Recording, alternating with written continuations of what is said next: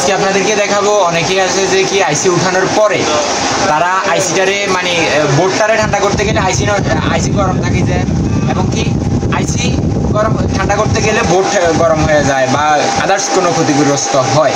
তো যার কারণে আমরা এমন একটা টেকনিক বাইর করছি যেটার দ্বারা আমরা আইসিও ঠান্ডা করতে পারবো, বোর্ডও ঠান্ডা করতে পারবো। ঠিক আছে, আসেন আপনাদেরকে দেখানোর চেষ্টা করি। এই কুলার ফ্যানটা লাগবে। ঠিক আছে, এই কুলার ফ্যানটাকে জাস্ট আইসিটা আমরা তুলে ফেলছি, তোলার পরে আইসিটা রাখছি পাশে, হ্যাঁ, বোর্ডের উপরে রাখি দিছি। ঠিক আছে, রাখি দেওয়ার পরে আমরা এই পাঙ্খা চালু করে দিছি। ঠিক আছে, হ্যাঁ আর মিয়া পাঙ্খা বন্ধ করেন।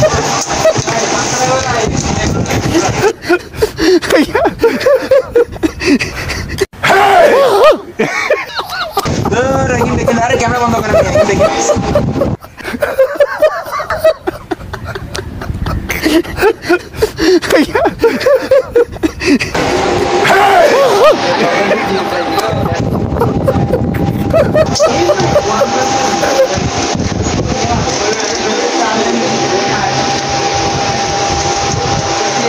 চিন্তা করেন